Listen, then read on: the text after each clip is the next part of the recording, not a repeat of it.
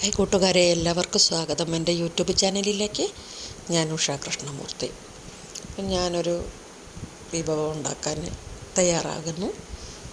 ഉണ്ടാക്കാൻ പോകുന്നത് റവയും പഴവും പഞ്ചസാരയും തേങ്ങാക്കൊത്തും വെണ്ണയും ചേർത്തിട്ടുള്ള ഒരു മധുരമായ ഒരു വിഭവമാണ്.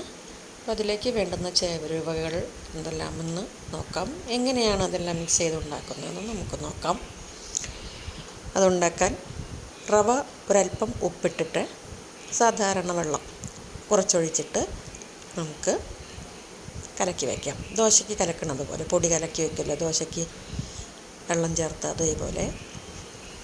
അത് കഴിഞ്ഞ് പഴം അരിഞ്ഞ് വയ്ക്കാം, തേങ്ങാക്കൊത്ത് അരിഞ്ഞ് വയ്ക്കാം, പിന്നെ വെണ്ണ എടുത്ത് വെച്ചിട്ടുണ്ട്. നമുക്ക് ഇതെല്ലാം മിക്സ് ചെയ്ത് വെച്ച് ഒരു 5 മിനിറ്റ് കഴിയുമ്പം ദോശക്കല്ല് വെച്ചിട്ട് നന്നായിട്ട് ചൂടായ ശേഷം ദോശക്കല്ലിലേക്ക് ഈ റവയുടെ കൂട്ട് ഒഴിച്ച് കൊടുക്കാം. ഒഴിച്ച് കൊടുത്ത് ഒരു 2 മിനിറ്റ് കഴിയുമ്പം നമുക്കതിനെ സിമ്മിലോട്ട് മാറ്റാം. സിമ്മിൽ നിന്നും വേണം, പിന്നെ കരിയാതെ കിട്ടണമെങ്കിൽ സിമ്മിൽ നിന്നും വേവിച്ചെടുക്കണം. അതിൻ്റെ മേലെ എന്നിട്ട് പഴം വട്ടത്തിലരിഞ്ഞ് വെച്ചിട്ടുണ്ട്, അതിനെ നിരത്തി വയ്ക്കാം. കുറച്ച് വെണ്ണ ചേർത്ത് കൊടുക്കാം.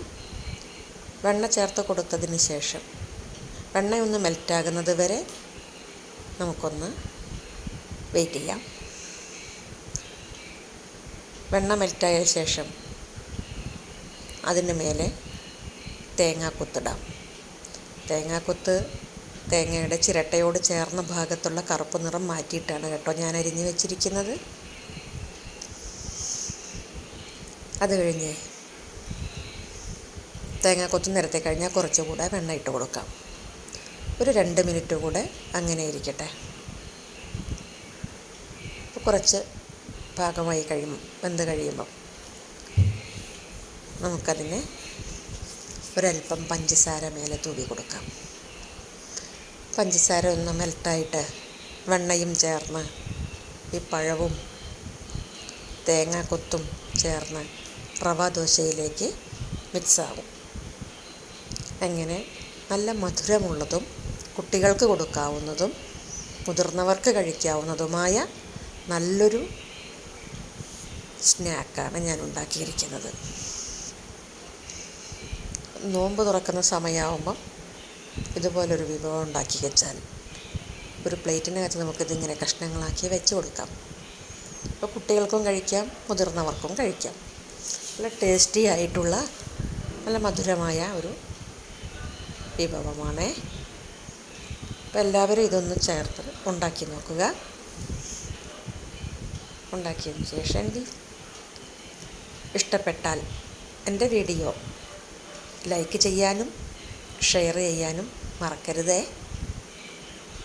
എൻ്റെ ചാനലൊന്ന് സബ്സ്ക്രൈബ് ചെയ്യുകയും വേണം. അപ്പോൾ നിങ്ങളോടൊപ്പം എന്നെയും കൂടെ ചേർത്ത് പിടിക്കുക, എന്നെയും കൂടെ ഒന്ന് സഹായിക്കുക. എൻ്റെ ചാനലൊന്ന് സബ്സ്ക്രൈബ് ചെയ്തിട്ട് എന്നെ സഹായിച്ചാൽ മതി. അപ്പോൾ ഇന്നത്തെ വിഭവം ഇതാണ്. അപ്പോൾ എല്ലാവർക്കും നല്ലൊരു ദിവസം നേരുന്നു. Thank you for watching. Bye.